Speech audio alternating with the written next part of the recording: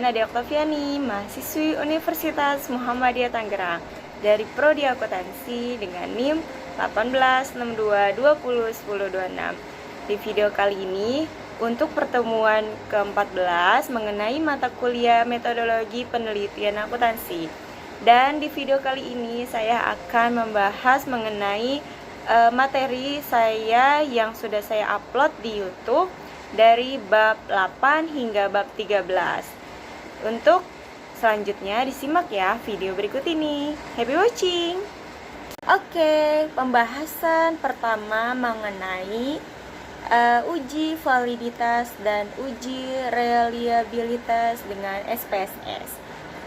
Sebelumnya, dalam penelitian tersebut yang kaitannya dengan penelitian penggunaan instrumen kuesioner berupa kuesioner atau angket sudah umum dan mengenal istilah validitas dan reliabilitas atas instrumen yang digunakan untuk penelitian. Dan validitas umum ini dikaitkan dengan presisi dari instrumen yang dipakai dalam penelitian tersebut.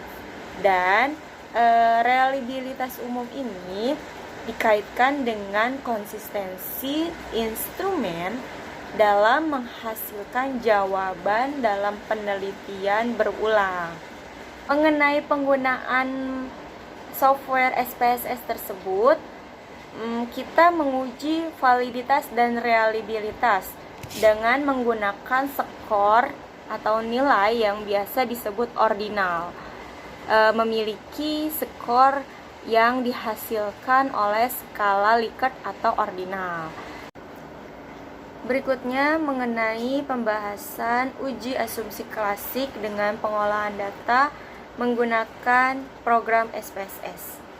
Syarat yang harus dipenuhi pada model linear OLS tersebut agar model tersebut menjadi valid sebagai alat penunggaknya.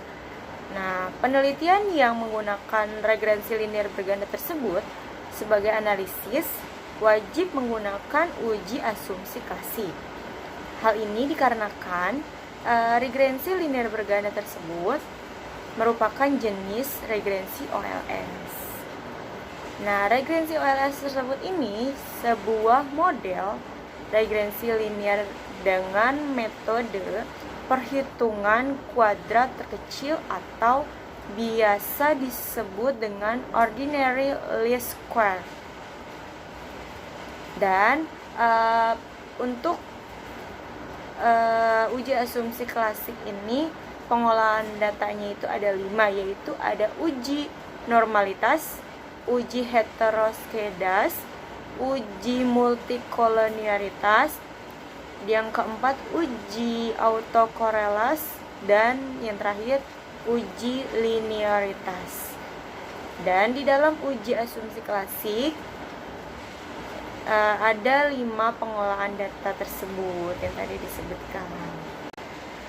Pembahasan berikutnya mengenai analisis regrensi data panel, yaitu gabungan antara cross section dan data time series, di mana unit cross section yang sama diukur pada waktu yang berbeda. Maka dengan kata lain, data panel merupakan data yang beberapa individu sampel yang diamati dalam beberapa kurun waktu tertentu. Pembahasan selanjutnya mengenai teknik pemilihan model regrensi data panel dengan model regrensi data panel. Dan di sini ada 3 uji, yaitu ada uji Chow, uji Houseman, dan uji learning. Untuk uji Chow-nya tersebut memilih yang digunakan apakah sebaiknya menggunakan common effect model atau fixed effect model. Dilihat pada probabilitas atau cross sectionnya. Sedangkan uji Houseman tersebut yaitu digunakan untuk memilih model yang digunakan apakah sebaiknya menggunakan random effect model atau RAM atau fixed effect model FEM. Nah, pengujian ini dapat dilihat pada model pada nilai probabilitas atau cross-sectionnya random dengan hipotesisnya. Sedangkan uji learningnya tersebut itu digunakan untuk memilih model yang digunakan, apakah sebaiknya menggunakan random effect model atau Kalman effect model. Dan dari ketiga tersebut memiliki teknik pemilihan model data panel tersebut berbeda-beda. Berikutnya mengenai uji asumsi klasik pada analisis regressi data panel dengan program EViews. Di sini saya membahas dua uji, yaitu ada uji multikolonialitas dan heteroskedas. Dan uji asumsi klasik ini adalah persyaratan statistik yang harus dipenuhi pada analisis regressi yang menggunakan pendekatan OLS. Sebelumnya sudah diterangkan apa itu OLS, yaitu Ordinary Least Square. Dalam teknik estimasinya tersebut, dengan demikian perlu atau tidaknya pengujian asumsi klasik tergantung pada pemilihan estimasinya model regresi dalam regresi data panel tersebut. Dan model regresi berbasis OLS ini atau Ordinary Least Square adalah yang termasuk dengan demikian, yang termasuk itu adalah Common Effect Model dan Fixed Effect Model. Dengan demikian perlu dilakukan adanya uji asumsi klasik.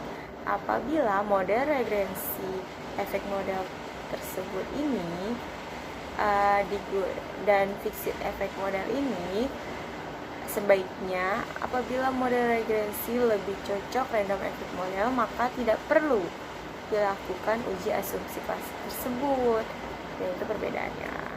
Selanjutnya yaitu mengenai uji kelayakan model atau uji F, koefisien determinasi, dan uji T. Dan pembahasannya yaitu ada 3 uji. Yang pertama ada uji kelayakan model atau uji F, dan yang kedua ada koefisien determinasi, dan yang ketiga ada uji T.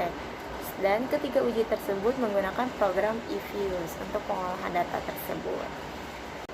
Uji kelayakan yaitu mengenai uji model atau uji F-nya ini menjelaskan apakah semua variabel bebas yang dimasukkan secara bersama mempunyai pengaruh terhadap variabel terikat atau model fit yang biasa disebut tidak.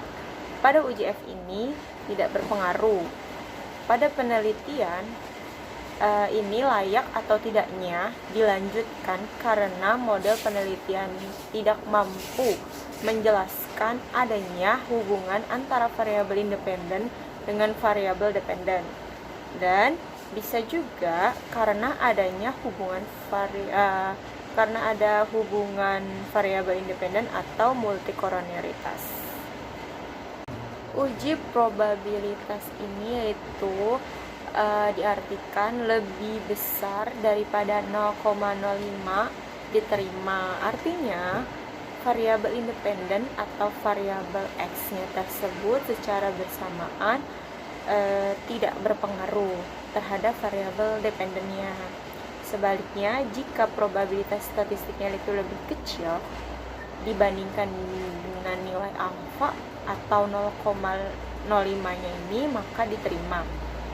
Dan artinya itu variabel independen X-nya secara bersama-sama itu berpengaruh terhadap variabel dependen tersebut. Dan untuk yang ketiga yaitu ada uji T, dan menjelaskan signifikasi pengaruh variabel bebas secara versial terhadap variabel terikat. Ada hipotesis dalam uji T tersebut. Oke semuanya, cukup sekian video kali ini. Terima kasih yang sudah menonton. Jangan lupa di like, comment, and subscribe. Ditunggu video selanjutnya. Wassalamualaikum warahmatullahi wabarakatuh. See you.